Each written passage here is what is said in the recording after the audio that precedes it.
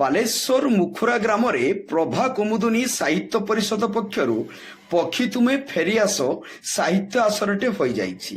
ଏହି ସାହିତ୍ୟ ଆସରରେ ବାଲେଶ୍ୱରର ବହୁ ପରିବେଶବିତ୍, ସାମାଜିକ କର୍ମୀ ଓ ସୁନାମଧନ୍ୟ ସାହିତ୍ୟିକ ଉପସ୍ଥିତ ରହି ପକ୍ଷୀ ଏ ସମାଜ ପାଇଁ କେତେ ଜରୁରୀ ତାହା ନିଜ ନିଜ କବିତା ମାଧ୍ୟମରେ ଉପସ୍ଥାପନ କରିଥିଲେ। ଏହି ସାହିତ୍ୟ ଆସରରେ ସଭାପତିତ୍ୱ କରିଥିଲେ ଡକ୍ଟର ଭାଗବତ ପ୍ରସାଦ ଦାସ।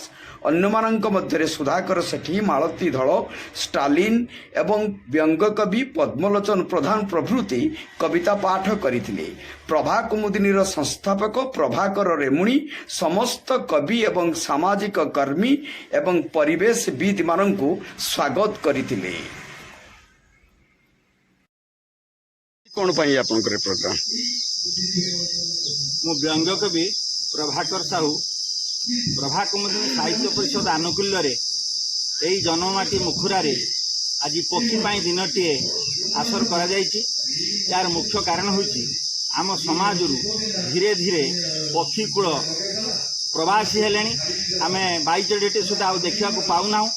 ସେମାନଙ୍କର ସୁରକ୍ଷା, ଜଙ୍ଗଲ କ୍ଷୟ, ଗଛପତ୍ର କାଟି ଦିଆହେଉଛି, ଯାହାଫଳରେ ସେମାନେ ବସା କରିବା ପାଇଁ ସୁବିଧା ପାଉନାହାନ୍ତି। ପାଣି ଉତ୍ସ ଗୁଡ଼ିକ ସବୁ ପୁତି ଦିଆହେଉଛି ଗଡ଼ିଆ ପୋଖରୀ, ଯାହାଫଳରେ କି ପାଣି ମୁନ୍ଦେ ମଧ୍ୟ ସେମାନେ ପାଉନାହାନ୍ତି। এই ଗ୍ରୀଷ୍ମ ତାପ ଧୀରେ ଧୀରେ ବଢ଼ି ବଢ଼ି ଚାଲିଛି, ପରିବେଶ ସନ୍ତୁଳିତ ହେଲାଣି, ଯାହାଫଳରେ କି ପକ୍ଷୀ କୂଳ ହୁଏତ ଭବିଷ୍ୟତରେ ଆମେ ଆଉ କୌଣସି ପକ୍ଷୀ ଦେଖିବାକୁ ପାଉନି। ଏଇ ଝିଁ ଝିଁ କରୁଛି ଝିଙ୍କାରି ପକ୍ଷୀମାନେ କୋଳାହଳ କରୁଛନ୍ତି ଏହି ପରିବେଶରେ, ଆଉ କିଛି ଦିନ ପରେ ହୁଏତ ନଥିବେ। ସେଇଥିପାଇଁ ଆଜି ମୁଁ କିଛି ପରିବେଶବିତ୍, ବିଭିନ୍ନ ଅନୁଷ୍ଠାନର ସବୁ ମହାନ ବ୍ୟକ୍ତିମାନଙ୍କୁ ଡାକିଛି ଏହି ପକ୍ଷୀ ବିଷୟରେ ଆଲୋଚନା କରିବା, ପକ୍ଷୀ ବଂଶଧରମାନଙ୍କୁ କିଭଳି ସୁରକ୍ଷା ଦେବା ସେ ଦିଗରେ ଆମେ ଆଜି ରାସ୍ତା ନିର୍ମାଣ କରିବା, ସମସ୍ତେ ସଚେତନ ହେବା।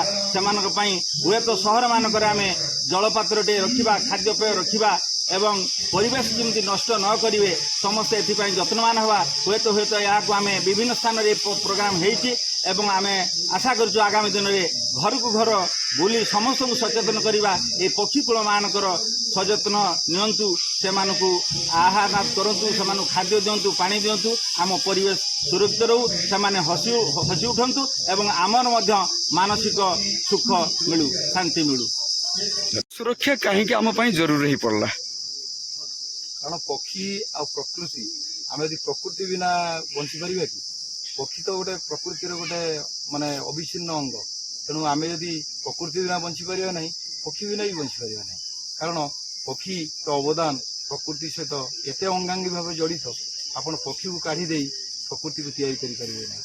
ସେ ଗଛ ମାନେ କେମିତି ଫୁଲ ଫୁଟିବା ଠାରୁ ଆରମ୍ଭ କରି ଗଛ ଏଠୁ ସେଠୁ ସ୍ଥାନାନ୍ତରିତ କରିବା ଠାରୁ ଆରମ୍ଭ କରି ଆମ ଯେଉଁ ପରିବେଶରୁ ଯେଉଁ ମାନେ ଯେଉଁ ଶବ ଯେଉଁ ମାନେ ପଚନୀୟ ଜିନିଷକୁ ମାନେ ତାକୁ ନଷ୍ଟ କରିବା ଠାରୁ ଆରମ୍ଭ କରି ସେ ଆମ ମାଟିକୁ ଉର୍ବର କରିବା ଠାରୁ ଆରମ୍ଭ କରି ଆମର ମାନେ ପ୍ରେମିକାର ଠିକଣା ପକ୍ଷୀ ଜାଣିଛି ବୋଲି କହିବା ଠାରୁ ଆରମ୍ଭ କରି ଆମେ ପକ୍ଷୀକୁ ହିଁ ସବୁବେଳେ, ପକ୍ଷୀ ସ୍ୱାଧୀନତାର ପ୍ରତୀକ, ପକ୍ଷୀ ମାନେ କେବେ ହାରି ନ ଯିବାର ପ୍ରତୀକ, ପକ୍ଷୀ ସବୁବେଳେ କଷ୍ଟ କରୁଥାଏ ତାର ପ୍ରତୀକ। ତେଣୁ ଆମେ ତାକୁ ପକ୍ଷୀ ଦେବୁ। ସାର୍, ପକ୍ଷୀ ସମାଜ ଲୋପ ପାଇବାର ମୁଖ୍ୟ କାରଣ କ'ଣ? ମୁଖ୍ୟ କାରଣ ହେଉଛନ୍ତି ମଣିଷ।